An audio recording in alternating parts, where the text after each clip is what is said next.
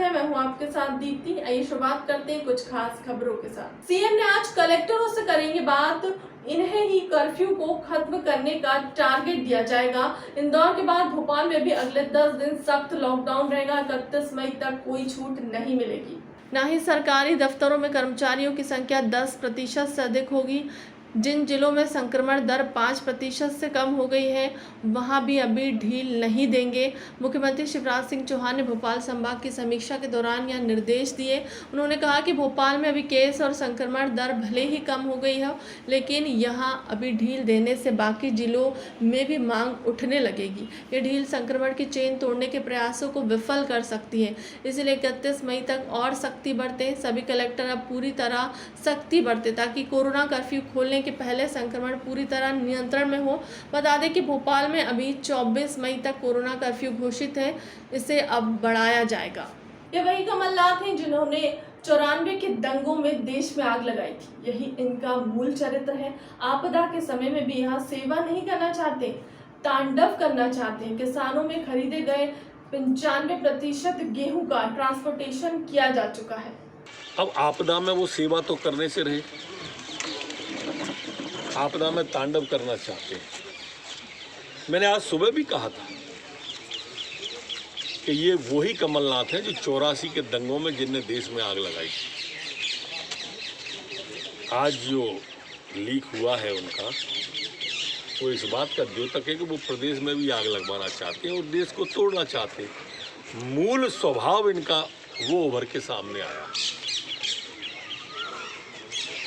अब प्रदेश के लोगों को देखना चाहिए और इनसे सवाल करना चाहिए। वहीं पेन ड्राइव को लेकर बात की जाए तो डर्टी पॉलिटिक्स कहलाती है, और है तो रोके क्यों आप?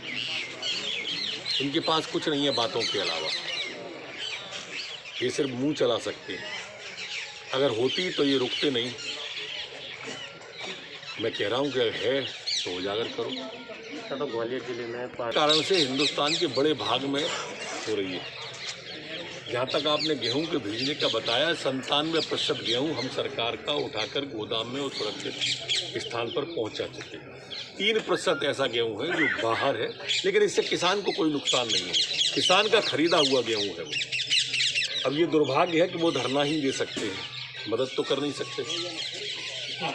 सरकार के एक्शन अगर वो मदद करने की स्थिति में जनता ने रखा नहीं डबरा को, लेकिन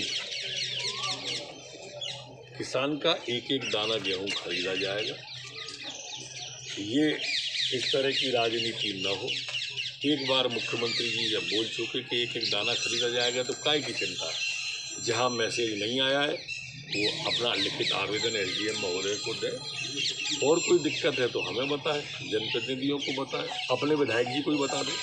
पूर्व मंत्री विधायक पीसी शर्मा ने लगाया सरकार पर आरोप। ब्लैक फंगस फैलने में सरकार का हाथ, पूछने पर बताया कि छोटे छोटे अस्पतालों को कोविड सेंटर बनाने से कोविड मरीजों को जल्दी ठीक करने के चक्कर में स्टेरॉइड ज्यादा डोज देने से फैला है फंगस। ये सरकार की लापरवाही है। अलग अलग 3 दिन से नहीं लगे। कभी कहते हैं कि बाग सेवने में कोई वो है वहाँ मिलेगा। ये डॉक्टर्स जो डीन जो अधिकृत हैं, ये फ़ोन नहीं उठाते, जनप्रतिनिधियों को फ़ोन नहीं उठाते। आम जनता वहाँ गांधी मस्जिद काल में खाना लेके 24 घंटे बजी रहती है। अभी मंत्री जी से मेरी मुलाकात वहाँ हुई थी शमशान घाट में, कुछ फ्यूनरल के मौके पे। मैं केसरवानी जी, मैंने कहा भाई विदेशों से बुलवा लो, लेकिन तुरंत इसका इलाज कराएं। और ये सब इसलिए हो रहा है, क्यों हो रहा है? ये आया कहाँ से ब्लैक फंगस? मेरी आज अमेरिकन एक डॉक्टर से, एक्सपर्ट से बात हुई सुबह। उसका ये कहना है कि छोटे छोटे अस्पतालों को जो परमिट दे दिए थे सरकार ने, उनने जो स्टेरॉइड है वो ज़्यादा मात्रा में लगा दिया कि जल्दी पेशेंट को ठीक करना है, ज़्यादा इस तरह की दवाएं दे दी। इसकी वजह से ये हो रहा है। अगर बैलेंस्ड दिया जाता दवा तो ये सब स्थिति नहीं होती। आज ये महामारी के रूप में आ गया है और निश्चित तौर पर लोग इससे बहुत परेशान हैं और डरे हुए हैं। सरकार को इंजेक्शन तुरंत बढ़ाना चाहिए। कल राजीव गांधी जी की पुण्यतिथि थी, हमने मास्क भी बांटे। यहीं पर जो कर्मचारी हैं क्लास 3-4 के, उनको पीपी किट बांटे, यहीं पर खाना भी बांटा। और ये हमारा सिलसिला लगातार चलता रहेगा। और आज यहाँ पे जो 12 लाख से ICU बेड के काम शुरू हो रहे हैं, उसके लिए यहाँ पर आए हैं। अभी उसकी शुरुआत आज से हो रही है। फिलहाल खैर अब तक की खबरों में इतना ही। देश दुनिया की तमाम बड़ी खबरों के लिए बने रहे हमारे चैनल के साथ। नमस्कार।